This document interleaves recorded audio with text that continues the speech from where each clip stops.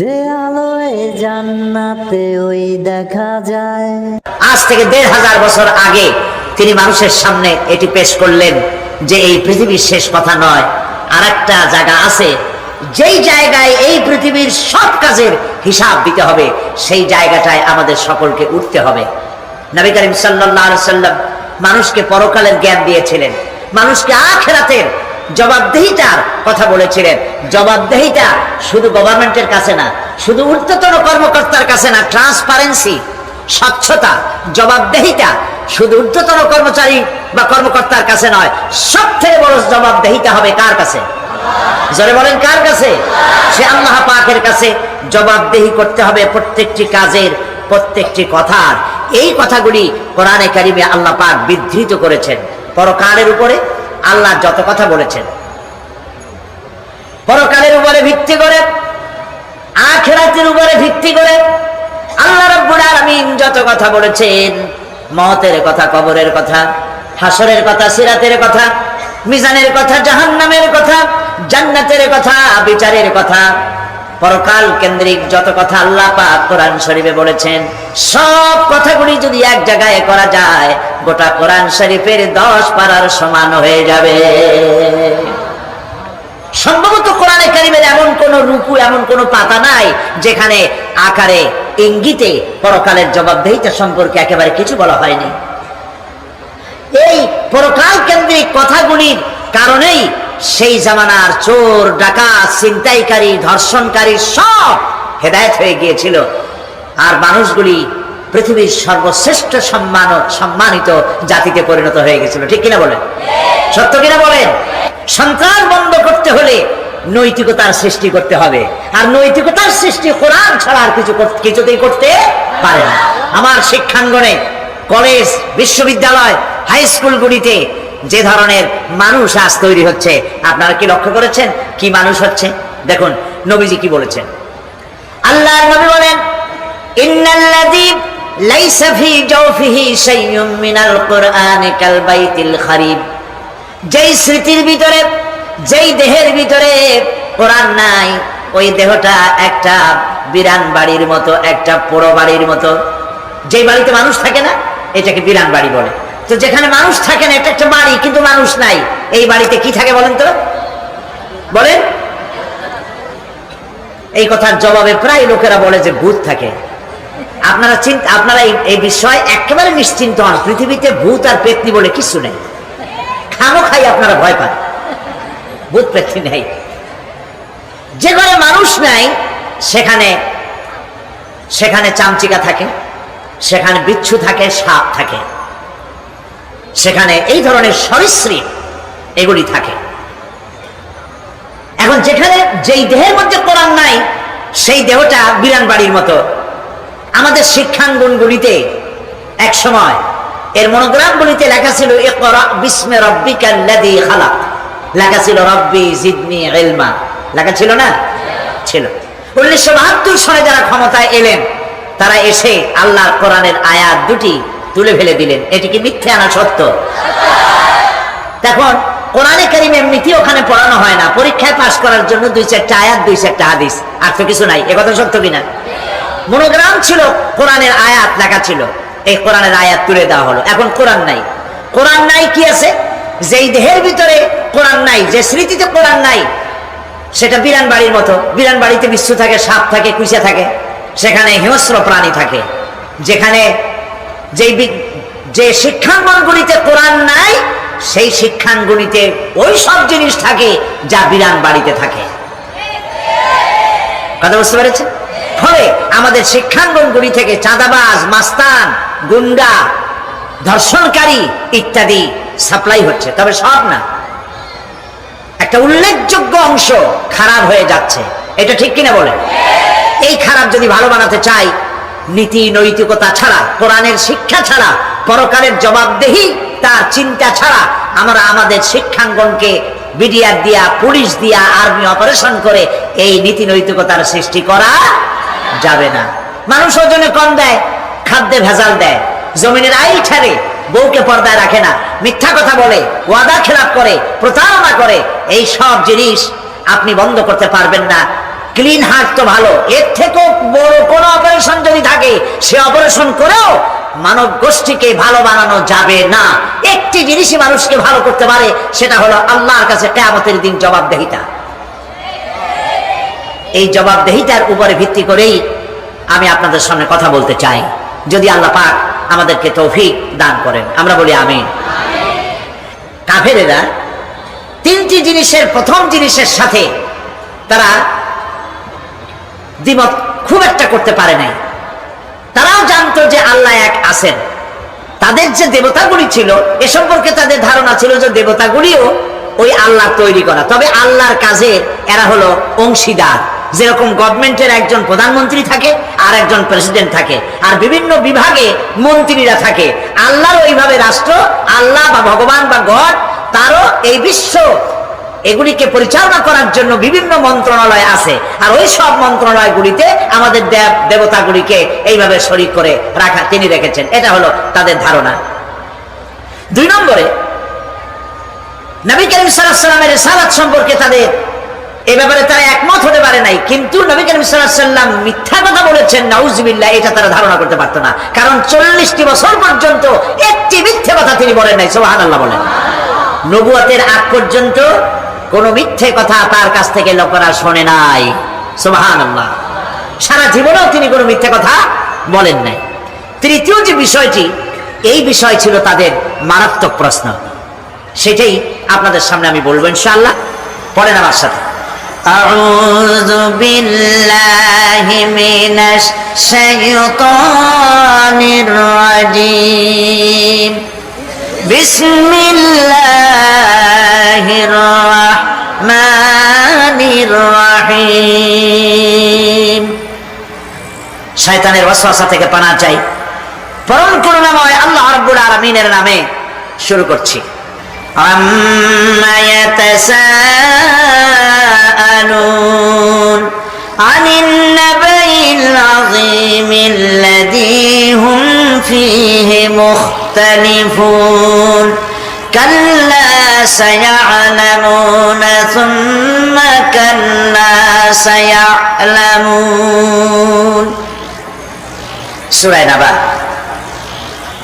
নবী করিম সাল্লাল্লাহু আলাইহি ওয়াসাল্লাম বলেছেন, কেউ যদি দুনিয়ায় বেঁচে থেকে জীবিত চোখ দিয়ে পরকাল দেখতে চায়, পরকাল তো আমরা দেখতেছি না, কি বলেন? আমরা দেখতেছি? আমাদের কোন আত্মীয় স্বজন, মরা আত্মীয় স্বজন বেঁচে এসে ওই জগৎ সম্পর্কে আমাদেরকে কিছু বলতে পারতেছে? কেউ পারে না। কাজেই সেই পরকালটা কেমন হবে নবী করিম সাল্লাল্লাহু আলাইহি ওয়াসাল্লাম বলেছেন, কেউ যদি দেখতে চায়, তাহলে দুনিয়ায় বেঁচে থাকা অবস্থায় কেউ যদি পরকাল দেখতে চায়, তাহলে সেই জন্য সূরা নাবা, সূরা নাজিআত, সূরা আত-তাকবীর, সূরা আল-ইনফিতার সেজন্য পড়ে। তাহলে কিয়ামত তার চোখের সামনে ভেসে উঠবে। সুবহানাল্লাহ। আল্লাহ পাক বলছেন, আম্মা ইয়াতাসাআলুন, তারা কিসব ব্যাপারে জিজ্ঞাসাবাদ করছে? আনিন নাবাইল আযীম, সেই মহা ব্যাপারটি, সেই মহা খবরের ব্যাপারেই কি তারা এসব প্রশ্ন করছে? আল্লাযী হুম ফীহি মুখতালিফুন, যে ব্যাপারে তারা নিজেরাই মতদ্বৈততায় ভুগছে এবং নিজেরাই ঠাট্টা বিদ্রুপ ইত্যাদি করে বেড়াচ্ছে। কাল্লা সায়া'লামুন, কখনো নয়, অবশ্যই তারা জানতে পারবে। সুম্মা কাল্লা সায়া'লামুন, পুনরায় বলছি, অবশ্যই তারা এই বিষয়টি জানতে পারবে। এ হলো আয়াত যদ্দূর পড়েছিলাম তার শাব্দিক তরজমা। এরা আম্মা ইয়াতাসাআলুন আনিন নাবাইল আযীম, নাবাইল আযীম বলতে কিয়ামত এবং পরকালকে বোঝায়। ইয়াতাসাআলুন বলতে জিজ্ঞাসাবাদ। পরস্পর পরস্পরকে তারা জিজ্ঞাসা করতো, কি ভাই, আমরা নাকি মরে যাব, তারপর নাকি জিন্দা হব, এটা কেমন কথা? আল্লাযী হুম ফীহি মুখতালিফুন, যে বিষয় নিয়ে তারা পরকালের বিষয়টি নিয়ে পরস্পর পরস্পরে ঠাট্টা করত, বিদ্রুপ করত। পরকাল সম্পর্কে অবিশ্বাসী যারা ছিল তাদের প্রশ্নগুলো কিরকম ছিল, কোরআনে কারীম তা বিধৃত করছে। প্রিয় ভাই সব, কোরআন কোনো গোপন কিতাব নয়। আল্লাহ পাক কোনো জিনিস গোপন রাখেন নাই, সব জিনিসকে মানুষের সামনে স্পষ্ট করে দিয়েছে। সুবহানাল্লাহ বলেন। কিন্তু এখানে একটা দুঃখ আছে, সেটা হলো এই যে কোরআন শরীফ সম্পর্কে আমাদের মুসলমানদের একটি গ্রুপ, একটি দল, তারা বলে বেড়ান যে কোরআন তো আসলে আমরা বুঝবো না, আমরা হলাম পাবলিক, কোরআনের আমরা বুঝবো কি? এগুলি সব আলেম ওলামাদের কাম, আমরা বুঝবো না। আসেন আমাদের অন্যরা কি বলে, হুজুররা কি বলে দেখি, সেই সব বইপত্র পড়ি। প্রিয় ভাই, সব বুজুর্গরা মুরব্বীরা যে কথা বলেন সেই কথা যে সঠিক তা বোঝার জন্যই তো কোরআন প্রয়োজন। কোরআনই যদি না বুঝলেন তাহলে তারা আপনাদেরকে বিভ্রান্ত করছে কিনা সেটা তো আপনি বুঝতে পারবেন না। কথা ঠিক কিনা বলেন? এখন কোরআন বোঝা যারা বলেন যে এটা কোরআন বোঝা সহজ নয়, কঠিন, আমার চিন্তায় এই লোকগুলি, এই বিশাল একটি গ্রুপ, একটি দল শয়তানের বড় রকমের ওয়াসওয়াসার ভিতরে তারা নিমজ্জিত হয়ে গেছে। আল্লাহ মেহেরবানি করে এই ভাইদের দৃষ্টিকে খুলে দিন, যাতে তারা বুঝতে পারে যে কোরআন শুধু আলেম ওলামাদের জন্য নয়, কোরআন পৃথিবীর সমস্ত মানুষের জন্য। হুদাল লিল আলামিন তো আল্লাহ পাক বলেন নাই আলেমদের জন্য নাজিল করেছি, তা তো বলেন নাই। বলেছেন হুদাল লিন্নাস, সমস্ত মানুষের জন্য কোরআন দেওয়া হয়েছে। এখন কোরআন বোঝা কঠিন না সহজ? এই প্রশ্নের জবাবে আল্লাহ রাব্বুল আলামিন, আমরা প্রশ্ন করব, আমাদের প্রশ্ন করার অনেক আগে আল্লাহ রাব্বুল আলামিন সূরা কামারের ভিতরে একটি প্রশ্নের জবাব 4 বার দিয়েছেন। আল্লাহ পাক বলেছেন ওয়া লাকাদ ইয়াসসারনাল কুরআনা লিযিকর ফাহাল মিন মুদ্দাকির। আল্লাহ পাক বলেন, আমি আল্লাহ অবশ্যই কোরআনকে মুখস্থ করার জন্য আর কোরআন বোঝার জন্য মানুষের কাছে আমি সহজ করে দিয়েছি।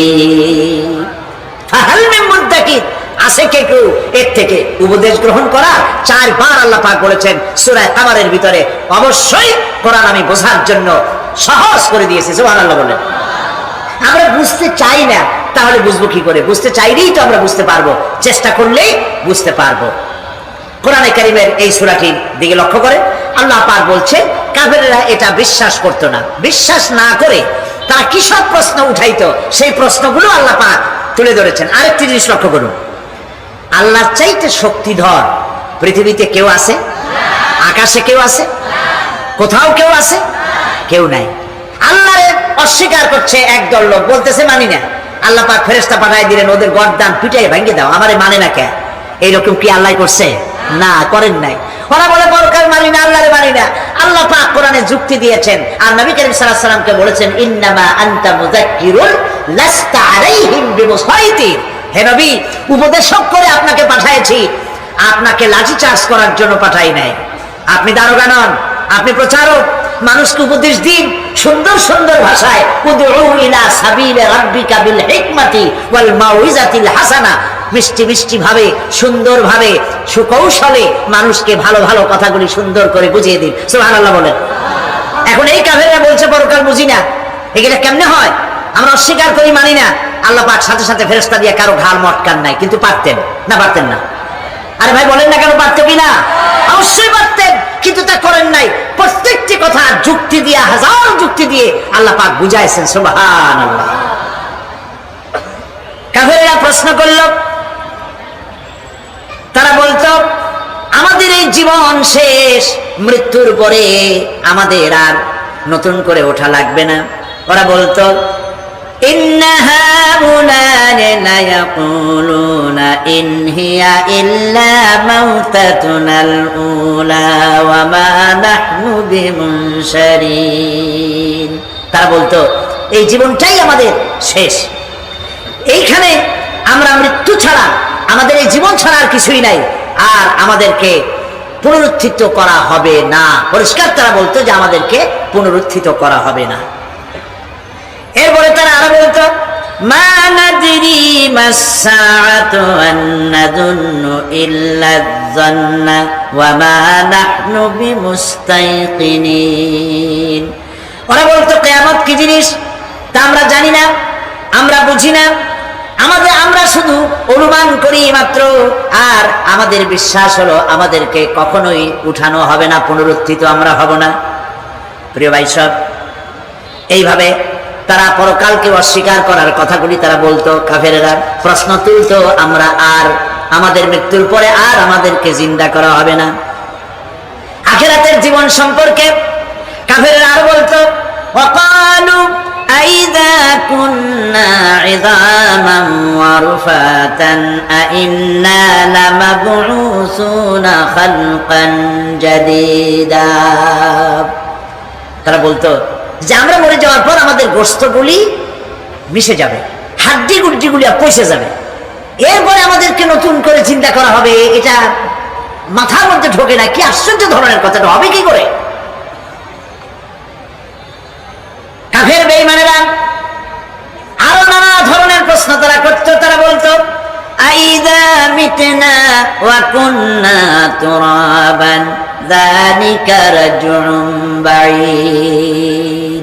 আমরা মাটিতে মিশে যাব, তারপরেও কি আমাদেরকে চিন্তা করা হবে, আমাদেরকে আবার উঠানো হবে? এটা তো বুদ্ধির, এটা চিন্তার বাইরের কথা, এটা তো মানতে পারি না। আসলে কাফেরদের এই বক্তব্য অনুযায়ী পরকালের জীবন বুদ্ধি বহির্ভূত নয়। ওরা যে বলে যে এটা আমাদের বুদ্ধিতে কুলায় না, আসলে তারা বুদ্ধি খাটায় নাই। কাফের তো বুদ্ধি খাটায় নাই। যেমন আমাদের ইউনিভার্সিটিতে ঢাকা বিশ্ববিদ্যালয়ে একজন ছিল, হ্যাঁ আমি নাম নাই নিলাম, আপনারা তো বুঝে ভালাইছেন। সে কয় যে পরকাল বিশ্বাস করি না, বিয়ে টিয়া মানি না, মরা এটা হইতে পারে কিন্তু মরার পরে আরেকটা জীবন হবে, ওইখানে হিসাব হবে, বিচার হবে, এই সমস্ত মানি না। এর থেকে আমারে তোমরা আমি মরার পর হ্যাঁ মানে গোসল করাইও না, কাফন পরাইও না, জানাজা মানাজা এগুলি আমি বিশ্বাস করি না। নাউযুবিল্লাহ। কত বড় কপাল পোড়া, কত কপাল পোড়া। ও মরার পর তার এই চিন্তা সম্পর্কে যখন আমি জানতে পেরেছি, আমার ধারণা হয়েছে ওই লোকটার উপরে আমার খুব দুঃখ হয় না। যেরকম কত কাফের আসছে, কত নাস্তিক আসছে, বিদায় হয়ে গেছে, এগুলো কোনো ব্যাপার না, দুনিয়ার ইতিহাসে। সব থেকে বড় ব্যাপার হলো এই লোকটি বাংলা বিভাগে বছরের পর বছর, যুগের পর যুগ শিক্ষকতা করেছে ঢাকা বিশ্ববিদ্যালয়ে। সে কত সোনার টুকরা ছেলেকে কয়লার খড়ি বানায় দিয়েছে। এই জন্য বিশ্ববিদ্যালয়ে যারা চাকরি করে সরকারের দেখা উচিত তাদেরকে চাকরি, সেখানে শিক্ষকতা করার জন্য কাদেরকে নিয়োগ করা হচ্ছে, তারা নামাজি কিনা, তারা পরিষ্কার কিনা, তারা জেনাকার কিনা, তারা মদ খায় কিনা, তারা শয়তানি করে কিনা, দেখে শুনে ভালো মানুষ দেওয়া উচিত। মরে গেল, তারপরে তাকে রাখা হলো ডায়াবেটিক সেন্টারের মারিচুয়ারি ডিপ ফ্রিজের মধ্যে। তিনি মরে গেলেন। আমি মরার পর আমাকে মেডিকেল কলেজে পাঠাই দিও, তারা আমারে কাটা ছেঁড়া করিয়া তারপরে অপারেশন শিখবে। তো তার নসিহত অনুযায়ী তাই করা হলো, ওসিয়ত অনুযায়ী। যখন মেডিকেল কলেজের ছেলেরা টের পেল যে ওই নাস্তিকরা আনতেছে মেডিকেল কলেজে অপারেশন করে আমাদের শেখাবার জন্য, তারা বললো আল্লাহর রাস্তায় মাপ চাই, এই শয়তানের এদিকে আনবেন না। কারণ সারা জীবন সে আল্লাহরে মানে অস্বীকার করেছে। পরে কাটা ছেঁড়া করে আমরা যদি কিছু শিখি তো তাই দিয়া যে রুগী ভালো হবে, অপারেশন করলে সেটাও করবে। সুতরাং মাপ চাই, ফিরাও। ফিরাইয়া এখন ওইটার কি অবস্থা হয়েছে আমি জানি না, লেটেস্ট নিউজ জানি না কোথায় আছে। যদি এখন কবর তো কপালে হইল না, এখন যদি রাস্তাও ভাড়ায় দেয় আমাদের দেশে কুত্তাও খাবে না। কারণ কুত্তাগুলি আমাদের দেশে এত অভদ্র না যে এত পচা বাসি লাশ খাবে, ওদের একটা রুচি টুচি আছে। প্রিয় ভাই সব, এদের চিন্তা, এদের বুদ্ধি হলো, এদের বুদ্ধি সীমিত বুদ্ধি। আর আল্লাহ কোরআনে বুদ্ধির কথা বলেন নাই, আল্লাহ বলেছেন জ্ঞানের কথা। আর ওরা হলো বুদ্ধিজীবী। ওরা কি জীবী কর? বুদ্ধিজীবী। আচ্ছা আপনারা একটা প্রশ্নের জবাব দেন তো, দুনিয়ার সব থেকে বড় বুদ্ধিজীবী কেনা? মাশাআল্লাহ, আপনাদের ওয়াজ না শুনাইলেও হবে, আপনারা তো জানি ফেলেছেন সব। সব থেকে বড় বুদ্ধিজীবীর নাম হলো শয়তান, আর সব থেকে বড় জ্ঞানীর নাম হযরত আদম আলাইহিস সালাম। মানুষের মধ্যে সর্বপ্রথম তাকে জ্ঞান দান করেছিলেন। সুবহানাল্লাহ। আল্লাহ পাক কোরআনের মধ্যে কোথাও বলেন নাই যে আমি বুদ্ধি দিছি। আল্লাহ পাক বলেছেন ওয়া আল্লামা আদামাল আসমাআ কুল্লাহা, আমি আদমকে সমস্ত জিনিসের জ্ঞান দিয়েছি, নামগুলো শিখাইছি। সুবহানাল্লাহ। ওয়ালাকাদ আতাইনা লুকমানাল হিকমা, আমি লোকমানকে জ্ঞান দান করেছি। ওয়ালাকাদ আতাইনা দাউদা ওয়া সুলাইমানা ইলমা, আমি দাউদ আর সুলাইমানকে কি দিছি? বুদ্ধি দিছি। কি দিছি? জ্ঞান দান করেছি। ইব্রাহিম আলাইহিস সালাম বলেছেন হে আমার আব্বা, হে আমার পিতা, আমার কাছে এমন জ্ঞান এসেছে যে জ্ঞান আপনার কাছে নাই। ফাত্তাবিউনি আহদিকা সিরাতান সাবিয়্যা, আপনি আমার অনুসরণ করে আমি আপনাকে সোজা রাস্তায় উঠাই দেব। সুবহানাল্লাহ। আমার কাছে এমন ইলম আছে। কোরআনে কারীমে আল্লাহ রাব্বুল আলামিন বুদ্ধি শেখো, আল্লাহর কাছে কাছে বুদ্ধি কামনা করো, এটা তিনি এক জায়গায় বলেন নাই, বলেছেন আমার কাছে দোয়া চাও, রব্বি জিদনি ইলমা। পড়েন সবাই, রব্বি জিদনি ইলমা। আবার বলেন, রব্বি জিদনি ইলমা। আল্লাহ তুমি আমার জ্ঞান বৃদ্ধি করে দাও। শয়তান ছিল বুদ্ধিজীবী, আদম আলাইহিস সালাম ছিলেন জ্ঞানী। শয়তান সুদ্দা। আল্লাহ পাক যখন সকলকে বললেন উসজুদু লিআদামা, সবাই মিলে আদমকে সিজদা দাও, ফাসাজাদু, সবাই মিলে সিজদা করলো, ইল্লা মিস্টার ইবলিস সিজদা করলো না। আবার ওয়াস্তাকবারা ওয়া কানা মিনাল কাফিরিন, কপাল পুড়লো, জম্মের পোড়া। এখন ও যে বুদ্ধিজীবী, দুনিয়ার বড় বুদ্ধিজীবী, দেখেন অবস্থা। আল্লাহ পাক জিজ্ঞেস করলেন, ইবলিস রে, আমার হুকুমটা তুই মানলি না কেন? কোন জিনিস তোরে বাধা দিল আমার হুকুম অমান্য করতে, মানলি না কেন? ও তখন ও তো বুদ্ধিজীবী, বুদ্ধির আশ্রয় নিয়েছে। সে বলছে, আল্লাহ পাক, এটা মানি নাই একটা বৈজ্ঞানিক কারণেই, একটি দার্শনিক কারণেই মানতে পারি নাই। কারণ হচ্ছে খালাক্তানি মিন নার ওয়া খালাক্তাহু মিন তিন। তারে বানাইছো মাটি দিয়া, আমারে বানাইছো আগুন দিয়া, আনা খায়রুম মিনহু, আমি ওর থেকে অনেক ভালো, নাউযুবিল্লাহ। কত বড় কপাল পোড়া। আগুনের গতি হলো ঊর্ধ্বমুখী, মাটির গতি নিম্নমুখী। ঊর্ধ্বগতি সম্পন্ন একটা জিনিসকে নিম্নমুখী জিনিসের সামনে মাথা নত করতে বলা তোমার একটা অবৈজ্ঞানিক অদার্শনিক হুকুম হয়ে গেছে, নাউযুবিল্লাহি মিন যালিক। আল্লাহ পাক বললেন, ইন্নাকা রাজিম, মরদুদ, বিতাড়িত, সব আমল বরবাদ করে দিলাম। দেখেন, অপরাধ শয়তান করেছে, অপরাধ আদম আলাইহিস সালাম করেছে। একজন অপরাধ করে শয়তান হয়ে গেল, আর একজন অপরাধ করে আল্লাহর পয়গম্বর হয়ে গেলেন। সুবহানাল্লাহ বলবেন না? কেন? কারণ হলো শয়তান বুদ্ধিজীবী, বুদ্ধির আশ্রয় নিল। আদম আলাইহিস সালাম তিনি বুদ্ধির আশ্রয় নেন নাই, তিনি আকলের, তার জ্ঞানের কাছে তিনি আশ্রয় নিয়েছেন। অর্থাৎ তিনি চিন্তা করতেছিলেন যে আল্লাহ পাক আমাকে নিষেধ করলেন একটা গাছের কাছে যেতে, আমিও গেলাম, বউও গেল, যা নিষেধ করলেন সেইটা করলাম। এখন যদি আল্লাহ আমারে প্রশ্ন করেন যে আমার হুকুম অমান্য করলা কেন, কি জবাব দেব? আদম আলাইহিস সালাম জবাব খুঁজে পাচ্ছিলেন না। কিন্তু আমি ওই আয়াত তেলাওয়াত করার পর সর্বপ্রথম সেই ছাত্র জীবনে আমি চিন্তা করলাম জবাবটা একটা দিতে উনি পারতেন। ছাত্র মানুষের মধ্যে তো নানান চিন্তা আসে, তো আমার চিন্তা আসলে উনি একটা জবাব তো দিতে পারতেন, আমাদের আবাল বাসার একটা জবাব তো দিতে পারতেন, এই যে আল্লাহ পাক সবই ঠিক আছে, অপরাধ আমি করেছি, ভুল আমি করেছি, কিন্তু আমার এটা জানতে ইচ্ছে হয় জান্নাতের সমস্ত নাজ নেয়ামত আমার জন্য তুমি জায়েজ করে দিলা, যে গাছটার কাছে যাওয়া যাবে না, ফল খাওয়া যাবে না, এরকম একটা গাছ জান্নাতের মধ্যে বানাইয়া আমার বিপদে ভালাইলা কেন? এরকম একটা জবাব তিনি দিতে পারতেন, কিন্তু তিনি দেন নাই। কারণ তিনি বুঝতে পেরেছেন মহাশক্তিধর আকাশ আর জমিনের মালিক আল্লাহ রাব্বুল আলামিনের সামনে আর্গুমেন্ট চলে না, তার সামনে আর্গুমেন্ট চলে না, সারেন্ডার চলে, আত্মসমর্পণ করা চলে। হযরত আদম আলাইহিস সালাম কোন আর্গুমেন্টের কাছে গেলেন না, কেঁদে কেঁদে অস্থির হয়ে যাচ্ছেন। আল্লাহ রাব্বুল আলামিন যখন প্রশ্ন করবেন, আদম রে, আমার হুকুম ভাঙলি কেন, অমান্য করলি কেন, কি জবাব দেব? আর ঠিক সেই মুহূর্তেই রব্বুল আলামিন প্রশ্ন করলেন, আদম রে, আমার হুকুম অমান্য করলে কেন? হযরত আদম আলাইহিস সালাম কোন বুদ্ধির আশ্রয় না নিয়া তার জ্ঞান তাকে বলে দিল। আল্লাহ তাকে কালেমা শিখাই দিলেন। উদ্বুদ্ধ হয়ে তিনি আল্লাহ রাব্বুল আলামিনের সামনে মাথা নত করে দিয়ে বললেন, রব্বানা যালামনা আনফুসানা ওয়া ইল্লাম তাগফির লানা ওয়া তারহামনা লানাকুনান্না মিনাল খাসিরিন। রব্বানা যালামনা, হে আল্লাহ, আমি আমার নফসের পরে, যালামনা আনফুসানা, আমি আমার নফসের পরে জুলম করেছি, অত্যাচার করেছি। ওয়া ইল্লাম তাগফির লানা, তুমি যদি আমাকে ক্ষমা না করো।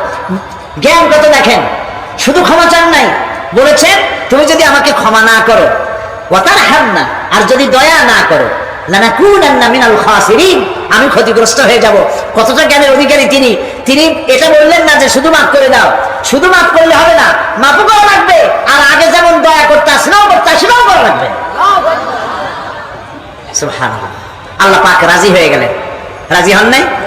আল্লাহ রাব্বুল আলামিন হযরত আদম আলাইহিস সালামকে শুধু ক্ষমা করলেন না, ক্ষমাও করলেন, আর নবীর মর্যাদা দিয়ে আল্লাহ রাব্বুল আলামিন দুনিয়ায় পাঠাইয়া দিলেন।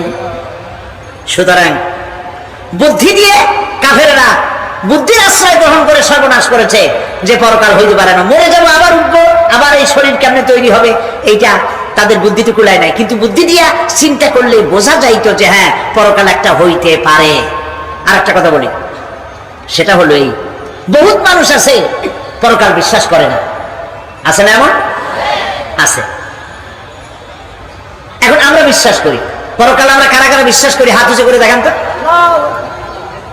আলহামদুলিল্লাহ বলি, বলেন আলহামদুলিল্লাহ। এখন যারা বিশ্বাস করে না তাদেরকে জানাতে চাই, আমরা যারা পরকালে বিশ্বাস করি, তাহলে পরকাল যদি না হয়, কিয়ামত যদি না হয়, বিচার আচার যদি কিছু না হয়, আমরাও বেঁচে গেলাম, আপনারাও বেঁচে গেলেন।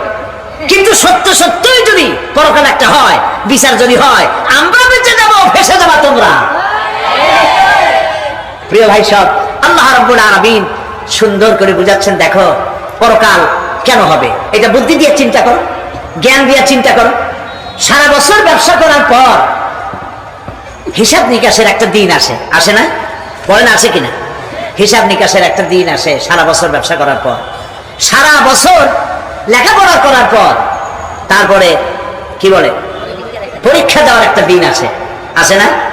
তো সারা জীবন আপনি এখানে কাজ বাজ করবেন, এখানে আপনি ভালো করলেন মন্দ করলেন, এর কোনো জবাব হবে না, বিচার হবে না। এটা পাগলে চিন্তা করতে পারে, আর পাগলেরা চিন্তা করে বলেই তারা বলে, পাগলেরই এটা কথা, মাটির পুতুল যেমনে নাচায় তেমনি নাচি, পুতুলের কি দোষ। মরিয়া দেখেন, এই গান যারা বিশ্বাস করে, মরিয়া দেখেন অবস্থাটা কি হয়। ফেরেশতারা আইসা ধোপায় যেমন কাপড় আশ্রায়, ওই রকম ঠ্যাং ধরিয়া কবরের মধ্যে আশ্রাবে, আর বলবে যেমনি আশ্রায় তেমনি আশ্রাই, ফেরেশতার কি দোষ। কাজে এই পৃথিবী শেষ কথা নয়, মৃত্যু অবধারিত, মরা লাগবে না। এবার দেখেন আল্লাহ কি বলেন, আল্লাযী খালাকাল মাউতা ওয়াল হায়াতা লিয়াবলুয়াকুম আইয়ুকুম আহসানু আমালা। আল্লাহ পাক বলছেন, আমি মৃত্যু আর জীবন সৃষ্টি করেছি। কেন করেছি? লক্ষ্য করুন, লিয়াবলুয়াকুম, যাতে করে আমি তোমাদেরকে পরীক্ষা করে নিতে পারি। কি ব্যাপারে? আইয়ুকুম আহসানু আমালা, আমলের দিক থেকে, নেক কাজের মধ্য থেকে, ভালো কাজ এবং খারাপ কাজের মধ্য থেকে, আইয়ুকুম আহসানু আমালা থেকে তোমাদের মধ্যে কে উত্তম, কে ভালো মানুষ, এইটার পরীক্ষা নেওয়ার জন্য আমি মৃত্যু আর জন্মের সৃষ্টি করেছি। প্রিয় ভাই সাহেব, খুব লক্ষ্য করুন, জন্ম আর মৃত্যু, জন্ম হলে মৃত্যু হবেই, না হবে না? এই যে একটা ডিউরেশন, একটি সময়, এই সময়টা হলো পরীক্ষার সময়। আমরা যারা পড়াশোনা করেছি, আপনারা পড়াশোনা করেছেন নিশ্চয়ই, কলেজে অথবা হাই স্কুল অথবা মাদ্রাসায় প্রতি বছর একটা করে পরীক্ষা আসে, আসে না পরীক্ষা? এই পরীক্ষার ডিউরেশন কত সময়? 3 ঘন্টা। কয় ঘন্টা বলে? 3 ঘন্টা। এই 3 ঘন্টা পরীক্ষা দিতে গিয়ে আপনারা কি কোনো ছাত্রকে দেখেছেন যে প্রশ্নপত্র সামনে নিয়ে গল্প করতেছে, প্রশ্নপত্র সামনে নিয়ে তাস খেলে, জুয়া খেলে, আরেকদিকে তাকায় থাকে? প্রতিটি মুহূর্ত সে কাজে লাগাচ্ছে, প্রতি মুহূর্ত কাজে লাগাচ্ছে। 3 ঘন্টা পুরা হওয়ার 2 ঘন্টার মধ্যে পরীক্ষা তার শেষ হয়ে গেছে, কিন্তু সে চলে যাচ্ছে না, বাকি আরো 1 ঘন্টা আধা ঘন্টা রিভাইজ করতেছে। সে যা যা পরীক্ষা দিয়েছিল প্রশ্ন অনুযায়ী জবাবগুলি ঠিক হয়েছে কিনা সে মিলাই দেখে। কারণ কি? কারণ হলো এই পরীক্ষা যদি ফেল করি, বাপ মায়ের কষ্ট করা পয়সাগুলি বিফলে চলে যাবে, আমি চাকরি পাবো না, আমার জীবনটা 1 বছরের জন্য নষ্ট হয়ে যাবে। এই জন্য সে এত খাটাখাটনি করে পরীক্ষায় ভালো ফল করার জন্য সে পরীক্ষা দেয়, এবং পরীক্ষার রেজাল্ট এই পৃথিবীতেই হয়, ঠিক কিনা বলেন? খাতা দেখতে যতদিন লাগে তারপরে পরীক্ষা হয়। খুব লক্ষ্য করুন, আমাদেরও একটা পরীক্ষা চলতেছে এই পৃথিবীতে, সকলে। ওটা শিক্ষাঙ্গনের পরীক্ষা, এটা জীবনের পরীক্ষা। এই যে ওর পরীক্ষার ডিউরেশন, সময়কাল 3 ঘন্টা, আর আমাদের পরীক্ষা, সমস্ত মানুষের পরীক্ষার সময়কাল হলো জন্ম থেকে শুরু করে মৃত্যু পর্যন্ত। এর মধ্যে বালেগ হওয়া পর্যন্ত সময়টা কনসিডারেবল, ক্ষমার যোগ্য। 15 বছর 12 বছর বালেগ হইতে যে কয় বছর লাগছে, এইটা যা করছেন যা বলছেন সব না। কিন্তু বালেগ হওয়ার পরের থেকে নিয়ে মৃত্যু পর্যন্ত যা যা করবেন সমস্ত কাজের হিসাব আল্লাহর কাছে দিতে হবে। একটা প্রশ্ন করি আপনাদের কাছে, রাগ করবেন না তো? বলবেন যে কথা বলতে তো আপনি আসছেন, আমাদের দিয়ে খাটান কেন, এরকম চিন্তা করবেন না তো? প্রশ্নটা হচ্ছে, বলেন তো দেখি, পৃথিবীর মধ্যে সব চাইতে মূল্যবান জিনিস, দামি জিনিস কোনটা?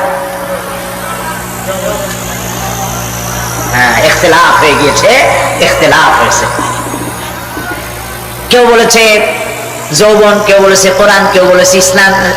আর যারা বেশি বুদ্ধি রাখে তারা খামোশ, তারা কথা বলে নেয়। কোনটা কইয়া কোন জ্বালা চুপ করে থাকাই ভালো। সব থেকে মূল্যবান জিনিসের নাম সময়। সব থেকে মূল্যবান জিনিসের নাম কি? এবার বলেন, এই পৃথিবীর মানুষ সব থেকে অপচয় করে কোন জিনিসে? সময়। সময়ের অপচয় আমরা যা করি। বাড়িতে আজকে রাত্রে ক্যালকুলেটর, কম্পিউটার, ক্যালকুলেটর না থাকে যদি কাগজ কলম হাতে নেন। জীবনের 15 বছর বাদ দেন, এখন আপনার বয়স এখন যা, এই বয়সে প্রতিদিন ওই যৌবন প্রাপ্তির পর থেকে নিয়ে এই পর্যন্ত প্রতিদিন টেলিভিশনের সামনে নাটক দেখার জন্য, সিনেমা দেখার জন্য, ন্যাশনাল জিওগ্রাফি দেখার জন্য, ডিসকভারি দেখার জন্য, স্পোর্টস দেখার জন্য প্রতিদিন কয়েক ঘন্টা টিভির সামনে আপনি বসেন। এরপরে আপনি এগুলিকে সপ্তাহে কয় ঘন্টা হয়, মাসে কয় ঘন্টা হয়, বছরে কয় ঘন্টা হয়। বয়স এখন আপনার 50 বছর, 15 বছর বাদ দেন 35 বছর। হিসাব করেন কয় বছর আপনি টেলিভিশনের সামনে বসা ছিলেন। আমার কথা কি মাথায় ঢুকছে? কয় বছর টেলিভিশন আর সিনেমা হলে বসা ছিলেন? চায়ের দোকানে গল্প করতে গিয়ে, আড্ডা মারতে গিয়ে কতটা সময় নষ্ট করেছেন? রবীন্দ্রনাথ, যতীন্দ্রনাথ, যোগীনাথ, তারপরে শরৎচন্দ্র, এই সমস্ত এই নাম মনে আসলো। কবি, সাহিত্যিক, ঔপন্যাসিক, নাট্যকার, তাদের বইপত্র, গল্পের বই, ভূতের গল্প, এই সমস্ত গল্পের বই পড়িয়া জীবনে কতটা সময় নষ্ট করেছেন। সবগুলি এক জায়গায় করে, সবগুলি এক জায়গায় করেন। এরপরে আপনার চোখ ছানা বড় হয়ে যাবে, দেখতে পাবেন আপনার জীবনের উল্লেখযোগ্য 35 বছরে কম করে হলেও 20 বা 25 বছর অপচয় হয়ে গেছে, নষ্ট হয়ে গেছে। ইন্না লিল্লাহি ওয়া ইন্না ইলাইহি রাজিউন। জীবনের সব থেকে মূল্যবান সময়গুলি নষ্ট করে ফেলেছি আমরা। আল্লাহ পাক বলেছেন, পরীক্ষা নেওয়ার জন্যই এই পৃথিবীতে দিয়েছিলাম। এখন ওই পরীক্ষার, ছাত্রের পরীক্ষার সময় 3 ঘন্টা, রেজাল্ট আউট হবে এখন। আর আপনার আমার পরীক্ষা মৃত্যুতে, জন্ম থেকে শুরু মৃত্যু পর্যন্ত, কিন্তু রেজাল্ট এখানে আউট হবে না। রেজাল্ট আউট হবে কোথায়? কিয়ামতের দিন। কোথায় হবে? হতেই হবে কিয়ামতের দিন। সেদিন এই পৃথিবীতে যারা ভালো কাজ করবে, ভালো কাজের জন্য আল্লাহ পুরস্কার দিবে, আর মন্দ কাজ যারা করবে তাদের জন্য তিরস্কার তারা পাবেই। এই জন্য বিচার, কিয়ামত হওয়া, বিচার হওয়া, এটা বিবেকের দাবি, এটা জ্ঞানের দাবি। যারা বুদ্ধিজীবী দাবি করে, কপাল পোড়া, এরা এটা বোঝে না, এদের মাথার মধ্যে এটা ঢোকে না। ঠিক কিনা বলে? প্রিয় ভাই সব, কিয়ামত হবে এবং কিয়ামতে আল্লাহর দরবারে আমাদের সকলকে উঠতে হবে, এতে কোনো সন্দেহের অবকাশ নাই। এবার দেখেন, আল্লাহ পাক এবার যুক্তি দিয়ে বুঝাচ্ছেন। সুবহানাল্লাহ বলেন।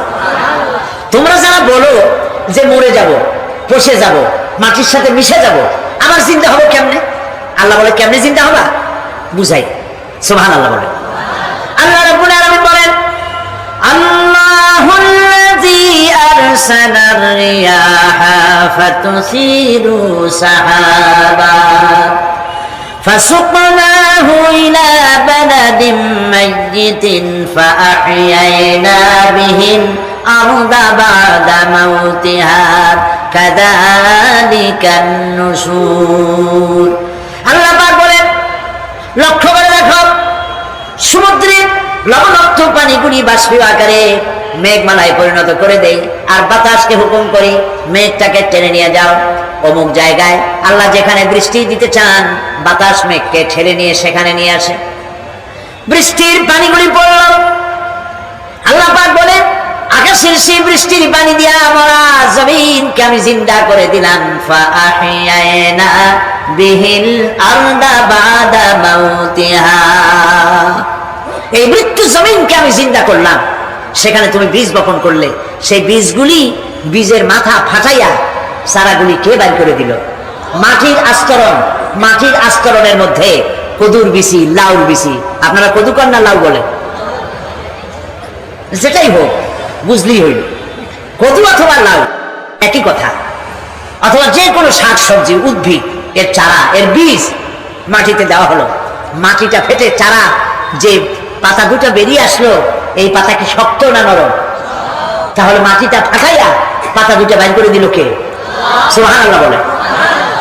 রব্বুল আলামিন দৃষ্টান্ত দিয়ে বুঝাচ্ছেন, আলাম ইয়াকুন নুতফাতাম মিন মানিয়্যিয়ুমনা সুম্মা কানা আলাকাতান ফাখালাকা ফাসাওয়া ফাজআলা মিনহু যাওজাইনি যাকারা ওয়াল উনসা। আল্লাহ পাক বলেন, মানুষকে নিকৃষ্টতম মাতৃগর্ভে নিক্ষিপ্ত এক ফোঁটা পানি ছিল না, আমি তার থেকে আকার আকৃতি দিয়ে সুগঠিত করে মানুষের আকার দান করেছি, আর মায়ের পেটের ভিতরে আমি নারী আর পুরুষ বানাইছি, কন্যা সন্তান এবং পুত্র সন্তান বানাইছি। সুবহানাল্লাহ। এখন মানুষের কাছে আমরাও পারি। এই যে ক্লোনিং সিস্টেম একটা শুরু হয়েছে, শুনছেন আপনারা? কথা না বলে বুঝি কি ক্লোনিং পদ্ধতি? এটি ক্লোনিং পদ্ধতি বিজ্ঞানীরা যারাই কাজটা করতেছে তারা বিশ্ব সভ্যতাকে বিনষ্ট করার একটি মারাত্মক কাজে তারা হাত দিয়েছে। ক্লোনিং পদ্ধতিতে যে যা কিছু তৈরি হয়, এর আগে ভেড়ার বাচ্চা হয়েছে, ছাগলের বাচ্চা বানাইছে, সেগুলি তার মায়ের মতোই হয়েছে অথবা পিতার মতো হয়েছে। পিতার ডিএনএ নিয়ে একটা পুরুষ জাতীয় জন্তুর ডিএনএ অথবা স্ত্রী জাতীয় একটি জন্তুর ডিএনএ নিয়ে তারপরে বিশেষ প্রক্রিয়ার মাধ্যমে সন্তান এই বাচ্চা উৎপাদনের ব্যবস্থা তারা শুরু করেছে পশু দিয়ে। এরপরে মানুষ এভাবে করা যায় কিনা সেই চিন্তা তারা করেছে। ইতিমধ্যে নাকি দুটো বাচ্চা হয়েছে, এটা সত্য না মিথ্যা এখনো যাচাই করা যায় নাই, কিন্তু পশুর থেকে যেগুলো হয়েছে সবগুলি রোগ নিয়ে আসছে পৃথিবীতে। গেল এক নম্বর কথা। দুই নম্বরে ডিএনএর মাধ্যমে যে মানব শিশু পয়দা হয় তার সবগুলি তার মায়ের অনুকরণে হয়, একেবারে অবিকল মায়ের চেহারা নিয়ে আসতেছে, অবিকল পিতার চেহারা নিয়ে আসতেছে। চিন্তা করুন, এই মেয়ে যখন বয়সপ্রাপ্তা হবে তখন তার পিতা কি করে বুঝবে তার বউ কোনটা আর মেয়ে কোনটা? উচিত হবে পৃথিবীর সমস্ত নেতৃবৃন্দ, বিশ্ব নেতৃবৃন্দের ঐক্যবদ্ধ হয়ে এই দুঃসাহসিক কাজকে বাধা দিয়ে বন্ধ করে দেওয়া উচিত। আল্লাহর সৃষ্টির সাথে পাল্লা দিতে গেলে ধ্বংস ছাড়া পথ থাকবে না। লক্ষ্য করেছেন? আপনি সাক্ষী দিলে আজ এক সাক্ষী দেবেন, কালকে বলবেন যে ওই সাক্ষী আমি দেইনি। আজকে সই করেছেন, কালকে বলবেন ওই সই আমি করি নাই। কিন্তু আল্লাহ রাব্বুল আলামিন আপনার ফিঙ্গারপ্রিন্ট, আপনার আঙ্গুলের ছাপ এমন করে দিয়েছেন, এই আঙ্গুল দিয়ে যদি কাগজের উপর একটা টিপ মারেন, টিপ সই করেন, আপনার বাবা কবর থেকে উঠে এসেও বলতে পারবে না যেটা আপনার না। আদম আলাইহিস সালাম থেকে আজ পর্যন্ত, আজ থেকে নিয়ে কিয়ামত পর্যন্ত যত মানুষ পৃথিবীতে এসেছে আর আসবে, কোন মানুষের আঙ্গুলের রেখার সঙ্গে আর একজন আঙ্গুলের রেখার মিল হবে না। এ হচ্ছে আমার আল্লাহর সৃষ্টি। সুবহানাল্লাহ। সুতরাং তিনি বলছেন, আমি মাতৃগর্ভের ভিতরে সন্তান তৈরি করি, সেই সন্তানকে কোনটা কন্যা সন্তান কোনটা পুত্র সন্তান আমি বানাই। এই কাজটা যিনি পারেন, এবার দেখেন সামনে কি বলতেছেন আল্লাহ। এই কাজটি যিনি করতেছেন, আলাইসা যালিকা বিকাদিরিন আলা আইয়ুহিয়াল মাউতা।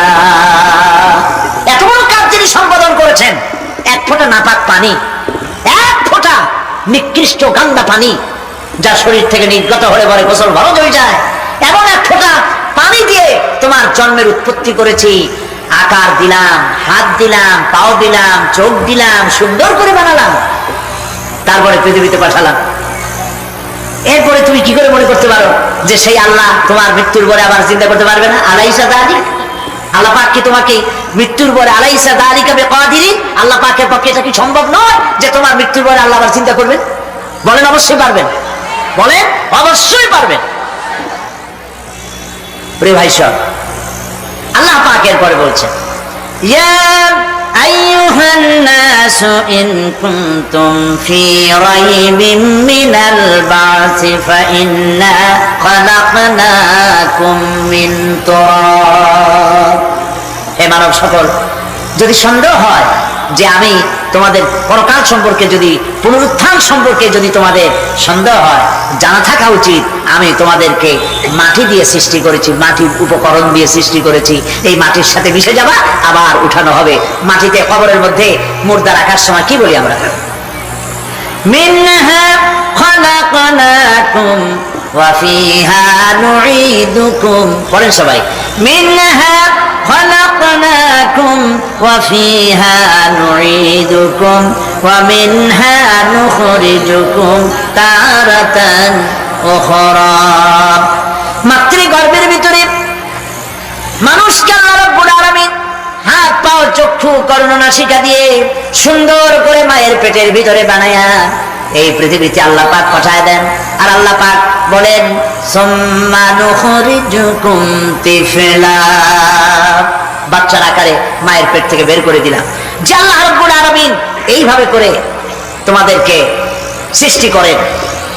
যালিকা বিআন্নাল্লাহু হুয়াল হক, জেনে রাখো এই সব কিছু এই জন্যই ঘটে যেহেতু আল্লাহ রাব্বুল আলামিন আল্লাহ তাআলা মহা সত্য, তিনি যা বলেন তাও সত্য, তার কথার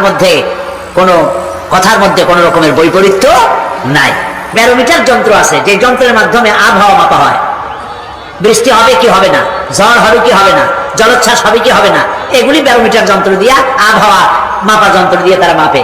কিন্তু আপনারা কি কখনো শুনেছেন যে রেডিও টেলিভিশনে বলা হয়েছে সন্দীপ কুতুবদিয়া হাতিয়া আছেন মাঠে এবং বাঁশখালী আর কি কোন দু একটার নাম, কক্সবাজার, পতেঙ্গা ইত্যাদির উপর দিয়ে 280 মাইল স্পিডে ঝড়ো হাওয়া প্রবাহিত হবে, আগামীকাল 30 ফিট উঁচু হয়ে জলোচ্ছ্বাস হবে, এরকম কথা বলে কেউ? কি বলে? হইতে পারে, হইতে পারে, বজ্র সহ বৃষ্টিপাত হতে পারে। এবার কোরআন শরীফ দেখুন তো, কোরআন শরীফে কোথাও আছে পরকাল হইলেও হইতে পারে, কবর আযাব এটাও হয়তো হইতে পারে, জান্নাত আর জাহান্নাম থাকতেও পারে, এরকম কথা আছে? সব কথা ডাইরেক্ট, কোন কথার ভিতরে কোন রকমের বৈপরীত্য নাই। আল্লাহ রাব্বুল আলামিন বলেছেন ইযাস সামাউ ফাতারাত, আকাশ সমূহ যখন বিদীর্ণ হয়ে যাবে, ওয়া ইযাল কাওয়াকিবু তাতারাত, আর যখন তারকা সমূহ বিক্ষিপ্ত হয়ে পড়বে, ওয়া ইযাল কুবুরু বুসিরাত, আর যখন কবরের ভিতরে যা কিছু আছে সব উদ্গীরণ করে দেওয়া হবে। সমস্ত কথাগুলি ডাইরেক্ট। যালিকা বিআন্নাল্লাহা হুয়াল হক, যেহেতু আল্লাহ মহা সত্য। ওয়া মান আসদাকু মিনাল্লাহি কিলা, আর আল্লাহ চাইতে সত্যবাদী আর কে আছে? বলেন আছে কেউ? সে আল্লাহ রাব্বুল আলামিন বলেন এত কিছু কাজ এত সুন্দর ব্যবস্থাপনা করে যিনি করেন, ওয়া আন্নাহু ইউহিল মাউতা ওয়া আন্নাহু আলা কুল্লি শাইইন কাদির, সে আল্লাহ রাব্বুল আলামিন তোমাদেরকে তোমাদের মৃত্যুর পরে আবার জিন্দা করবেন, এতে সন্দেহ করার কোনো কারণ নাই। وأن الساعة آتية لا ريب فيها وأن الله يبعث من في القبور, আল্লাহ পাক বলছেন অবশ্যই কিয়ামত আসবে, তাকে কেউ বিন্দুমাত্র এতে কোনো সন্দেহ নাই। আর وأن الله يبعث من في القبور, আর আল্লাহ পাক অবশ্যই কবরে যা কিছু আছে সব বের করে নিয়ে আসবেন। কান্নাহুম জারাদুন মুনতাশির, যেমন আপনারা দেখছেন কিনা এই যে যখন বন্যা বলে, পানি টানি যখন ওঠে, বন্যা নাকি বলে, তুফান, বন্যা ইত্যাদি যখন হওয়ার সম্ভাবনা হয়, তখন মাটি থেকে, গ্রাম্য পরিবেশে দেখা যায় মাটি থেকে পোকামাকড় গুলি এভাবে উঠতে থাকে, দেখছেন না? আপনারা দেখছেন কিনা? পাখাওয়ালা পিঁপড়াগুলি এইভাবে সব উঠতে থাকে, কান্নাহুম জারাদুন মুনতাশির, এইভাবে করে পোকামাকড় পতঙ্গগুলি যেভাবে মাটি থেকে উদ্গত হতে থাকে, সমস্ত খবরগুলি থেকে মানুষগুলি ভাবে উদ্গত হয়ে যাবে। তবে হ্যাঁ, আপনারা একটা প্রশ্ন করতে পারেন যে কবর দিয়ে সব উঠবে, কিন্তু যে মানুষের বাগে খাইছে তার কি হবে? যে মানুষের আগুনে পড়ে গেছে তার কি হবে? যে নদীর মধ্যে ডুবে গেছে তার কি হবে? যে কুমিরের পেটে চলে গেছে তার কি হবে? এরকম একটা প্রশ্ন আপনারা করতে পারেন। কবর কাকে বলে সেটা আমাদের জানতে হবে। কবর শুধু মাটির গর্তটাকেই কবর বলা হয় না, এটি আরবে বারজাখ, এটি পর্দা, এটা জবনিকা। মৃত্যুর পরের জীবনটাই হলো আলমে আখিরাত পর্যন্ত যাইতে যে জীবনটা লাগে, যে একটি সময় আছে, এই সময়টার নামটাই হলো কবর। সেটা গর্তের মধ্যে হতে পারে, মাটির মধ্যে, সেটা বাঘের পেটে হতে পারে, সেটা কুমিরের পেটে হতে পারে, সেটা পানিতে পৌঁছে যেতে পারে, এটা কোনো বিষয় না। আল্লাহ পাক উঠাতে চাইবেন এবং সমস্ত কিছুকে কিয়ামতের দিন আল্লাহ রাব্বুল আলামিন তার দরবারে হাজির করবে। তাহলে আমরা বুঝতে পারলাম যে কিয়ামত যে হবে এই ব্যাপারে কোনো সন্দেহের অবকাশ নাই। এখন ওই কিয়ামতের দিন আল্লাহ রাব্বুল আলামিন আমাদের বিচার নেবেন, হিসাব করবেন। দুনিয়ায় যে পরীক্ষা দিয়েছিলাম, এই পরীক্ষায় যদি কেউ একবার ফেল করে, আর একবার পরীক্ষা দিয়ে পাস করার সুযোগ আছে। আরো একবার যদি ফেল করে, আবার পরীক্ষা দিয়ে পাস করার সুযোগ আছে। 10 বার পরীক্ষা দিবেন, 10 বার ফেল করবেন। 100 বার পরীক্ষা দিবেন, 100 বার ফেল করবেন। তারপরেও আবার পরীক্ষা দেওয়ার সুযোগ আছে। কিন্তু কিয়ামতের ময়দানে যদি কোনো মানুষ তার জীবনের পরীক্ষায় যদি ফেল করে, দ্বিতীয়বার পরীক্ষা দিয়া পাস করার আর কোনো সুযোগ নাই। এই পৃথিবীতে জাজ কোর্টে কেউ হেরে গেল, হাইকোর্টে আপিল করার সুযোগ আছে। হাইকোর্টে যদি হেরে যায়, সুপ্রিম কোর্টে কেস করে জেতার সুযোগ আছে, আপিল করার সুযোগ আছে। সুপ্রিম কোর্টেও হেরে গেল, প্রেসিডেন্টের কাছে জীবন ভিক্ষা চাওয়া যাইতে পারে। কিন্তু কিয়ামতে আখিরাতে আদালতে ওই জায়গায় মানুষ যদি একবার তার জীবনের মামলায় হেরে যায়, দ্বিতীয়বার আপিল করার আর কোনো জায়গা নাই। কঠিন জায়গা, সেই জায়গা হবে এবং সেখানে সবাইকে উঠতেই হবে।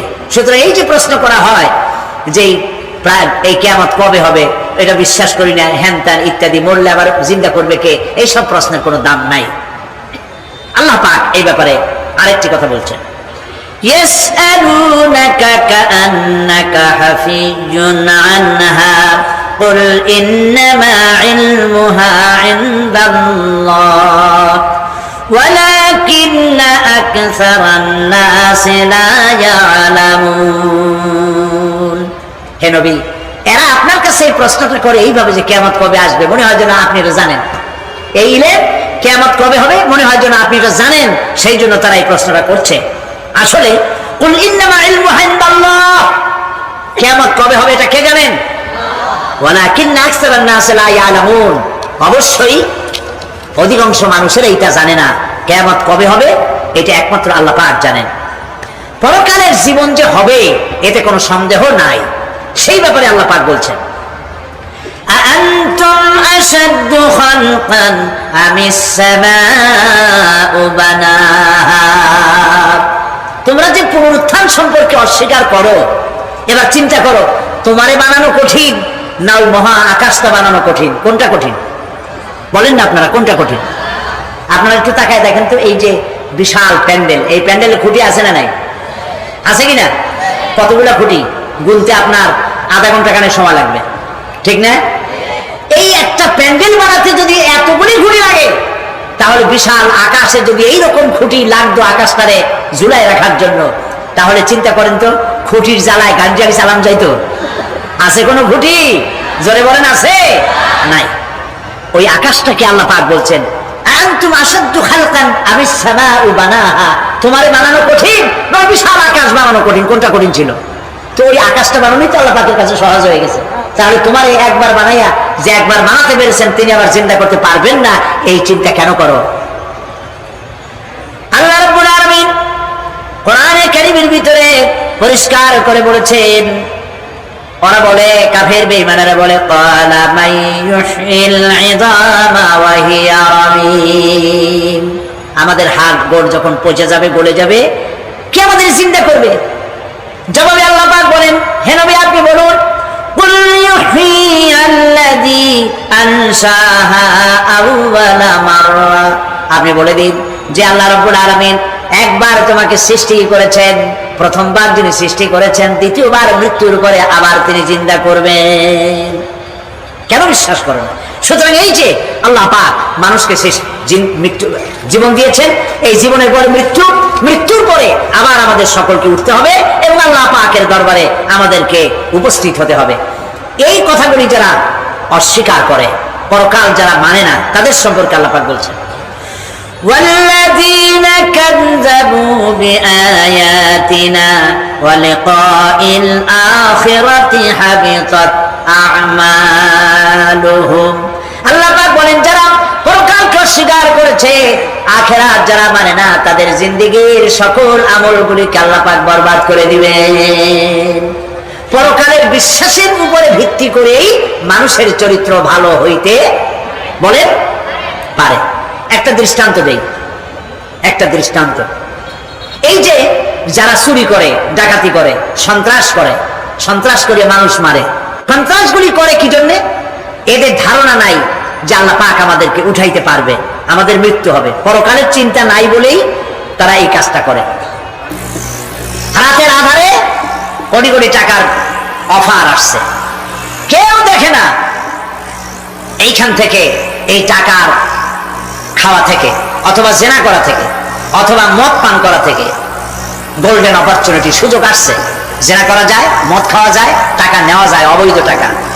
এই অপরাধ থেকে বাঁচাতে পারে একমাত্র পরকালের জবাবদিহিতা, আখিরাতের ভয়। আল্লাহর কাছে আমাকে জবাবদিহি করতে হবে, এই ভয় ছাড়া আর কোনো কিছুই মানুষের এই বিপদ থেকে মানুষের চরিত্র ভালো বানাইতে পারে না। মানুষের চরিত্র ভালো বানাবার জন্য এটাই হচ্ছে একমাত্র পথ। সেই জন্য আল্লাহ পাক আখিরাতের জীবন রেখেছেন, উঠতে সেখানে হবেই। এই পৃথিবীতে একবার যখন আসছি, আমাদেরকে জিন্দা আল্লাহ করবে এবং সমস্ত কথাগুলির জবাব আল্লাহর কাছে দিতে হবে। আল্লাহ রাব্বুল আলামিন বলেন, ওয়াত্তুর ওয়া কিতাবিম মাসতুর ফি রাক্কিম মানশুর ওয়াল বাইতিল মামুর ওয়াস সাকফিল মারফুর ওয়াল বাহরিল মাসজুর ইন্না আযাবা রাব্বিকা লাওয়াকি' মা লাহু মিন দাফি'। সূরা তুর। আল্লাহ পাক বলছেন, তুর পাহাড়ের শপথ, তুর পাহাড়ের শপথ, সেই প্রকাশ্য পবিত্র গ্রন্থের শপথ যা লিপিবদ্ধ রয়েছে মসৃণ ঝিল্লিতে, চর্ম ঝিল্লিতে লিপিবদ্ধ রয়েছে। আরো শপথ বাইতুল মামুরে, আরো শপথ সুউচ্চ আকাশে, আরো শপথ উচ্ছ্বাসিত তরঙ্গায়িত সমুদ্রে। নিশ্চয়ই সেই আযাব আসবে, আযাব মানে কিয়ামত, সেই পরকাল অবশ্যই আসবে। মা লাহু মিন দাফি', এই শাস্তি থেকে, এই কিয়ামত আসা থেকে, এই কিয়ামত সংঘটিত হওয়া থেকে রোধ করার মতো ক্ষমতা কারো নাই। সুবহানাল্লাহ। এখন আল্লাহ পাক তুর পাহাড়ের কসম করছেন। তুর পর্বত হচ্ছে সেই পর্বতের কথাই ধরা যাক, যেখানে একটি ঐতিহাসিক পর্বত, হযরত মূসা আলাইহিস সালামকে আল্লাহ রাব্বুল আলামিন যেখানে নবুয়তের শিরস্থান পরিয়ে দিয়েছিলেন, তুর পাহাড়ের ভিতরে। অতুর সিনিন, তুর পাহাড়ের কসম আল্লাহ পাক বলছেন। এবং খোদায়ে আল্লাহ রাব্বুল আলামিনের সঙ্গে বিরোধিতা করার কারণে ফেরাউনকে এই তুর পাহাড়ের কাছে, লোহিত সাগরের মধ্যে, দরিয়ায় নীলের মধ্যে আল্লাহ পাক ডুবিয়ে মেরেছিলেন। এবং নির্যাতিত বনী ইসরাইলকে শাস্তি দেওয়ার চূড়ান্ত সিদ্ধান্ত এই তুর পাহাড়েই আল্লাহ পাক দিয়েছিলেন। আল্লাহ বলছেন, আমি সেই তুর পাহাড়ের কসম করি। ওয়া কিতাবিম মাসতুর, এবং পবিত্র গ্রন্থের শপথ, যে গ্রন্থগুলি নাজিল হয়েছে নবীদের উপরে, ইনজিল, তাওরাত, জাবুর, কোরআন, এই কিতাবগুলির কসম করি। সুবহানাল্লাহ। কোরআনের কসম করি, আল্লাহ পাক বলছেন, এই কিতাবগুলির কসম করছি, তুর পাহাড়ের কসম করছি, কিতাবগুলির কসম করছি। ওয়াল বাইতুল মামুর, আর বাইতুল মামুরের কসম করছি। সেটা কি? আকাশের প্রত্যেকটি আকাশে একটি করে বাইতুল মামুর আছে। ওই আকাশের ফেরেশতারা এই বাইতুল মামুরকে কেন্দ্র করে আল্লাহ রাব্বুল আলামিনকে সিজদা দেয়। আল্লাহ পাক হযরত আদম আলাইহিস সালামকে বলেছিলেন, একটি ঘর বানাও, বাইতুল মামুরের নিচে বানাও। তিনি বললেন, আমি তো জানি না বাইতুল মামুর কোথায়। হযরত জিবরাইলকে পাঠানো হলো। বাইতুল মামুর আকাশের যেখানে আছে, ঠিক সেই সোজা বর্তমানে মক্কা শরীফে যে কাবা শরীফ যা আছে, অবিকল আল্লাহ পাকের আকাশে বাইতুল মামুর যেখানে, তার সরাসরি নিচেই কাবা শরীফ স্থাপিত হয়েছে। আল্লাহ রাব্বুল আলামিন বলছেন, আমি এই বাইতুল মামুরের কসম করছি। এরপরে আল্লাহ পাক বলছেন যে ফেরেশতারা যে বাইতুল মামুরকে তাওয়াফ করে এবং আল্লাহ পাকের ইবাদত করে, সেই বাইতুল মামুরের কসম।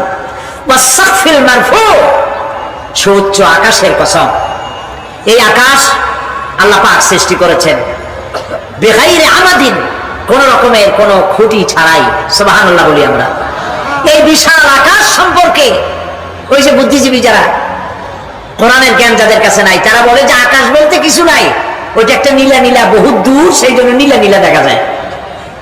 এই পৃথিবী সম্পর্কেও তাদের ধারণা এই পৃথিবীও কিছু না, এটা হলো ওই যে কি বলে সূর্যের কাছের থেকে একটা উজ্জ্বল জ্যোতিষ্ক খুব ফোর্সে যাচ্ছিল, এই ফোর্স সহ্য করতে না পেরে সূর্যের একটি অংশ মহাশূন্যের উপরে ছিটকে পড়ল, ঘুরতে ঘুরতে পৃথিবীর আকার ধারণ করেছে।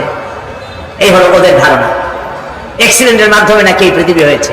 মূল কথা হলো এইভাবে করে যদি কোন একটা গ্রহ উজ্জ্বল জ্যোতিষ্ক যাওয়ার কারণে পৃথিবী হয়ে থাকে, তাহলে এখন তো পৃথিবীতে মানুষ ধরতেছে না, মানুষ তো অনেক বেশি বেড়ে গেছে, তাহলে আর একটা জ্যোতিষ্ক দয়া করে সূর্যের পাশ দিয়ে যাইয়া আর একটা খণ্ড ফালাই দিয়া আর একটা পৃথিবী বানায় না কেন? প্রিয় ভাই সব, আল্লাহ পাক বলছেন ওয়াসাকফিল মারফু, আমি এই বিশাল আকাশে কসম করি। সুবহানাল্লাহ। এরপরে ওয়াল বাহরিল মাসজুর, পৃথিবীতে প্রবাহিত উচ্ছ্বসিত তরঙ্গায়িত সমুদ্র রাজির কসম করি। সুবহানাল্লাহ। আচ্ছা বলেন তো এই পৃথিবী এর নিচে কি? এই পৃথিবীর নিচে কি? এই পৃথিবী মহাশূন্যের উপরে ঘুরছে। লক্ষ্য করেন আল্লাহর কত বড় শক্তি। আটলান্টিক মহাসাগর কোথায় বলতে পারবেন না? এই পৃথিবীতে। আটলান্টিক মহাসাগর কোথায়? এই পৃথিবীতে। আটলান্টিক মহাসাগর, প্রশান্ত মহাসাগর, ভূমধ্য সাগর, যত সাগর আর মহাসাগর সব এই পৃথিবীতে। এই পৃথিবী অসংখ্য পাহাড়, অসংখ্য সমুদ্র আর অসংখ্য মানবরাজি নিয়ে লাটিমের মতো ঘুরতেছে। সুবহানাল্লাহ। মহাশূন্যের উপরে, মহাশূন্যের উপরে লাটিম যেমন ঘোরে পৃথিবী তেমন ঘোরে, অথচ মানুষগুলো ছিটকে পড়ে যায় না, পানিগুলি উড়ে কোথাও পড়ে যায় না। সুবহানাল্লাহ বলতে ইচ্ছে করে না। আল্লাহ রাব্বুল আলামিন সূরা ইয়াসিনের মধ্যে বলেছেন লাশ-শামসু ইয়ানবাগি লাহা আন তুদরিকাল কমারা ওয়ালাল লাইলু সাবিকুন নাহার ওয়া কুল্লুন ফি ফালাকিন ইয়াসবাহুন। সূর্য চন্দ্রের অধিকার নষ্ট করতে পারে না। রাত দুপুরের সময় সূর্য উঠবে না, দিনের দুপুর বেলায় চন্দ্র উদিত হয়ে সূর্যের আলোকে নিষ্প্রভ করতে পারে না। চন্দ্র সূর্যের আগে যেতে পারে না, সূর্য চন্দ্রের আগে যেতে পারে না, কারো গায়ে কারো ধাক্কা লাগে না। অসংখ্য তারকারাজি উড়ে বেড়াতেছে, কারো সাথে কারো কোনো ধাক্কা নাই, কোনো সংঘর্ষ নাই। মহাশূন্যের উপরে সূর্য চন্দ্র যেমন ঘোরে, ওয়া কুল্লুন ফি ফালাকি ইয়াসবাহুন, চাঁদ আর সূর্য যেমন ঘোরে, মহাশূন্যে যা আছে তাও ঘোরে। এই পৃথিবীটা মহাশূন্যের উপরে, গোটা পৃথিবী সমস্ত সমুদ্র আর মহাসমুদ্র নিয়ে সব ঘুরতেছে। সুবহানাল্লাহ। ওয়াল বাহরিল মাসজুর, তরঙ্গায়িত উচ্ছ্বসিত সমুদ্র রাজির কসম করি। সমুদ্র সন্দ্বীপ যাওয়ার সময় কেমন অবস্থা হয় যদি তুফানে পড়ে?